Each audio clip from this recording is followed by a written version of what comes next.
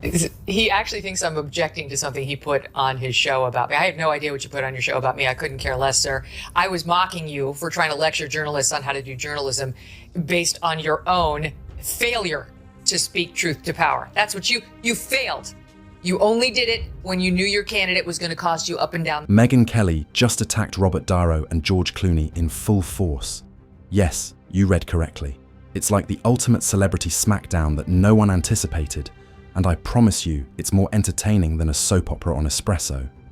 This epic roast is going to blow your mind and possibly your popcorn. So what did she say to make Hollywood's best nearly speechless? Stay tuned. She and George get together and they start navel gazing on stage about themselves, of course, and their vaunted profession and how bad, how just terrible the media is, and had the following exchange. What we do in this is we talk about the responsibility of journalists to hold truth to power, right? That's our goal. And so if you're doing that, and we don't tell people what to think when we show that montage at the end, for instance, you see Megyn Kelly, she's who's come out and said, I'm not a journalist. I didn't say I was a journalist. Neither is she. There's a narrative twist when Megyn Kelly enters the ring alongside George Clooney and Robert De Niro. Hollywood didn't see this coming. It's like David facing off against two Goliaths, but instead of a sling, David brought a flamethrower. Two legendary actors who are revered for their flawlessly crafted images suddenly find themselves the targets of Megyn's famous scorched earth criticism. Robert De Niro, who's got a severe case of the TDS, is in France right now, as all of the muckety-mucks are, and he's very unhappy about what Trump is doing to try to keep filmmaking, American filmmaking, in America by slapping tariffs on foreign-made films so that he can basically try to force people to make them domestically again for the American audience that they're meant to serve. And here's what De Niro said on Tuesday. America's Philistine president has had himself appointed head of one of our premier cultural institutions.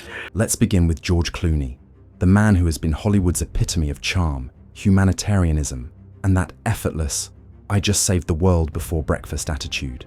The guy who smiles in every fundraiser photo, embracing every starving child from every conflict zone, and speaking out as if he were the entertainment industry's conscience. Because I was Wendy Burcham doesn't make me actually Wendy Burcham and capable of speaking about what it's like to be married to Mr. Burcham or a shop teacher.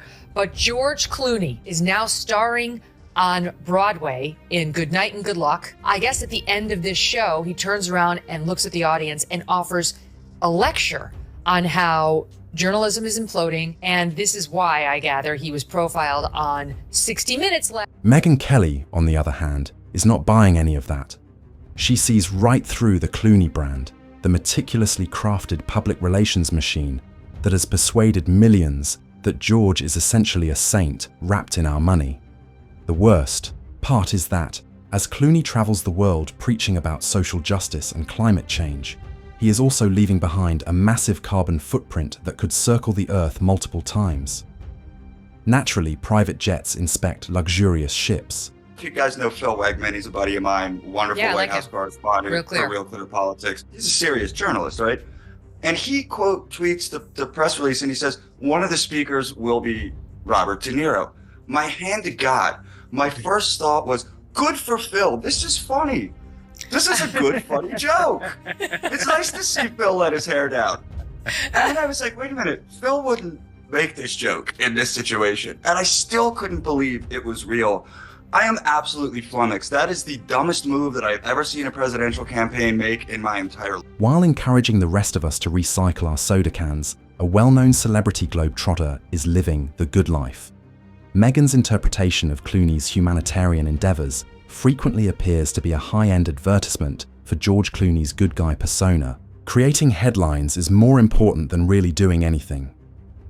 Consider the world-saving Clooney as a walking, talking TED Talk, with the exception that the camera is constantly on, the lighting is flawless, and each smile is staged to give the impression that you are witnessing true goodness.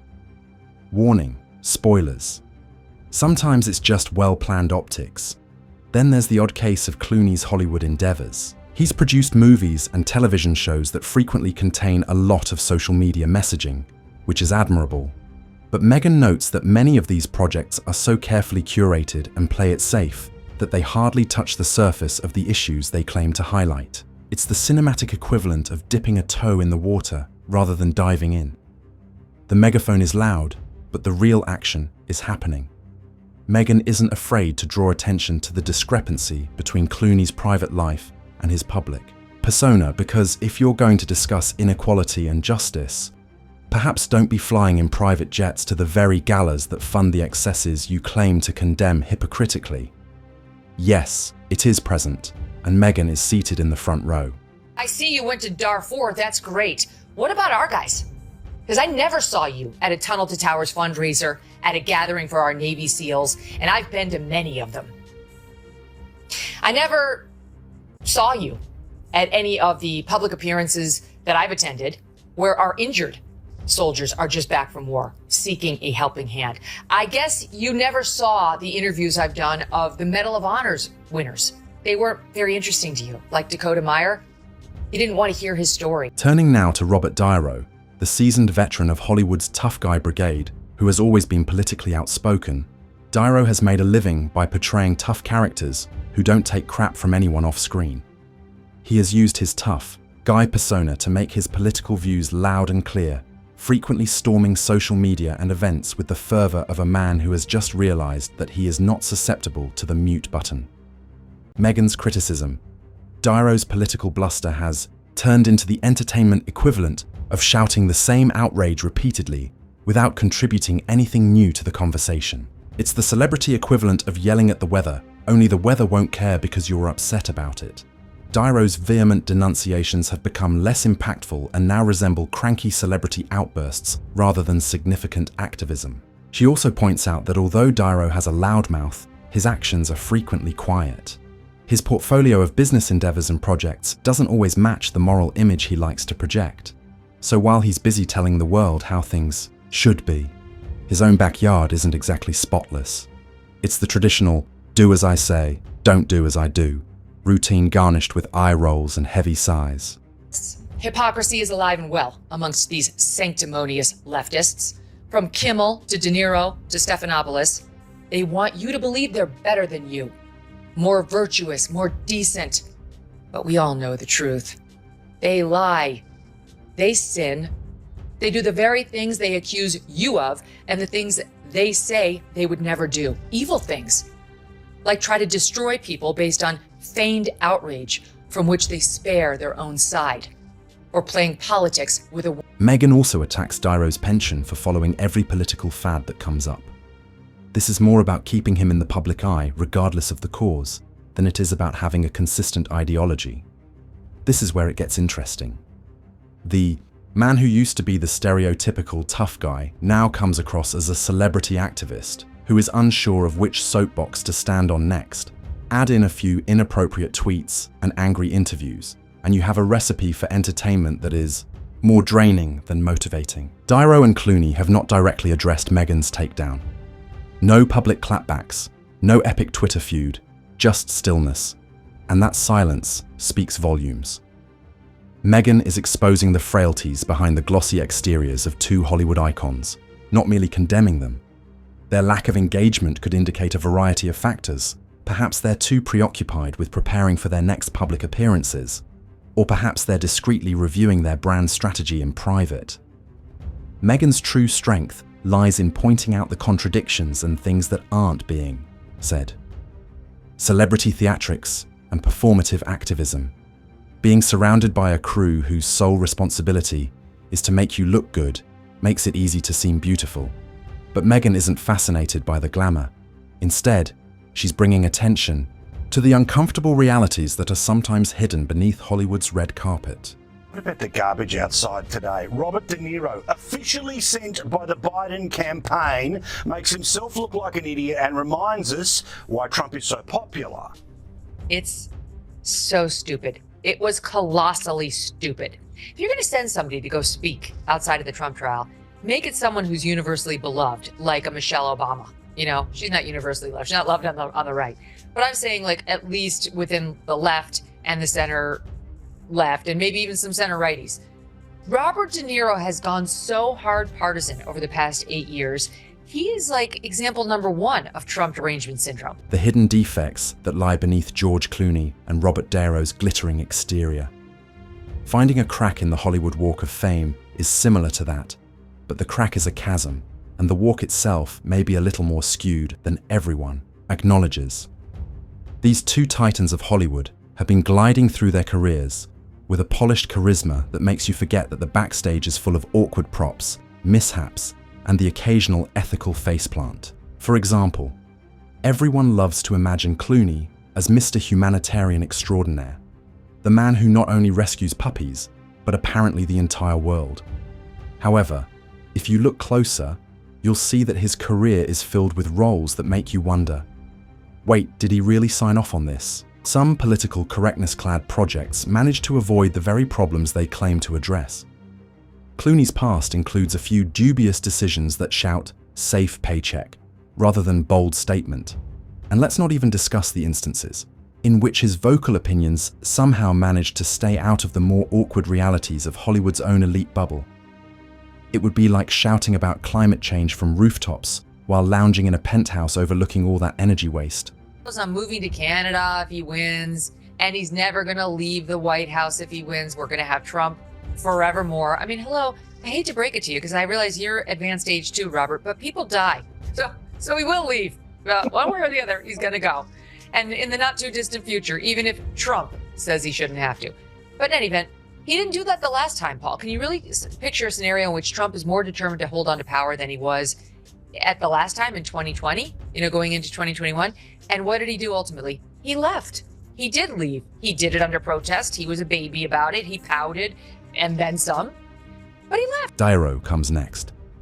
Despite his reputation for speaking truth to power, Hollywood's resident tough guy with decades of experience portraying the grumpiest, most intimidating characters in the world has a pattern of selecting roles and making business. Decisions that don't always align with the righteously outraged persona he loves to project in interviews. Behind-the-scenes drama and instances where he appeared to subtly sidestep the very issues his characters frequently faced head-on are common in Niro's career. It's ironic that the man who made a living by asking, "You talking to me?" now occasionally appears to avoid responding when the spotlight is on him, and while he's busy yelling at political rivals from the sidelines, raising concerns about consistency and accountability in his own professional life. Ask me about my recent dust-up with George Clooney, who rather than focusing on his waning acting career is commenting on yours truly and my journalism. And I had a little response to him on the show the other day, and here's that exchange when that came up. Don't on your show also shy away from controversy. I saw that you addressed George Clooney's comments. Why did you feel the need to respond? Oh, because it's too delicious not to. Honestly, George Clooney trying to advise me on how to practice journalism. Take care, honey. Okay, you know what? He should call me up. I would love to talk to him about it. He's obviously got thoughts on me. So let's do that. That'll be fun. So, Mark, it was basically a night of antagonism. Advocate for virtue. Yes, but don't anticipate receiving a follow-up inquiry on those dubious casting calls or studio arrangements.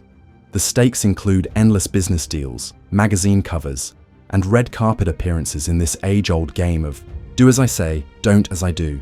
Enter Megyn Kelly as an outsider who has no stake in Hollywood's fragile ecosystem. Rather than trying to boost egos or give out participation trophies, she uses her sharp tongue and unwavering spotlight to expose contradictions with brutal honesty, without sugarcoating or deflecting, and simply calling out what everyone else skirts, while Clooney and Niro live their lives on a cloud of carefully chosen photos and selective memories. With the dexterity of a surgeon and a razor-sharp scalpel, Megyn is slicing through the mists. But this isn't just about destroying adored superstars for amusement. Megyn Kelly's criticism goes beyond celebrity rumors. It's a statement on the essence of celebrity advocacy, which is mostly hashtagged and headlined, but frequently lacks substance. Posting an emotional speech on Instagram is simple.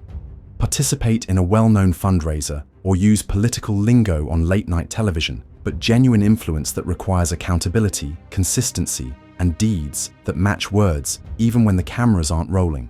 spent the past 20 years interviewing people like Suzette Kelo, who owned the little pink house that got seized by her local government, declaring government domain, a decision that went all the way to the U.S. Supreme Court, like the cake baker in Colorado, who didn't want to bake a gay wedding cake because it violated his religious beliefs. Oh, and by the way, also the gay couple he offended. People like triple and quadruple amputees back from Iraq and Afghanistan. What did you do to help the hundreds? What happens next in this unscripted Hollywood drama? Will Clooney and Niro dust off their tailored suits and practice new lines for their next big moral stand? Or will they quietly withdraw behind the scenes in the hopes that the spotlight will pass before the cracks widen? Sometimes the best response is no response at all. Clooney and Niro, despite their star power, have built empires on image and attitude, a glossy facade that dazzles but frequently distracts. Meanwhile, Megyn Kelly is the one pulling back the curtain, revealing the man behind the curtain who may not be as magical as we thought. There is no doubt that the glitzy exterior of Hollywood's moral giants isn't as impenetrable as it once appeared.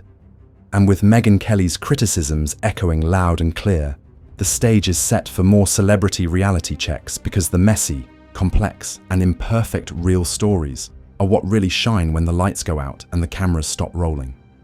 The star that defies disregard is the truth veiled in humor and sarcasm. The most intriguing aspect of this critique is how it draws attention to a larger problem in celebrity culture, the distinction between performative virtue signaling and genuine influence. Clooney and Niro, despite their fame and influence, occasionally appear to be stuck in the roles they play off screen.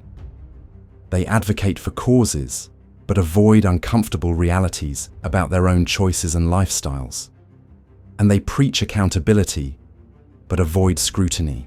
If Clooney and Niro want to maintain their seats at Hollywood's moral high table, perhaps it's time for some introspection. Megyn's message is straightforward but incisive. True leadership isn't about speeches and Instagram posts, but rather about consistent action and accountability even when no one is looking. The conclusion.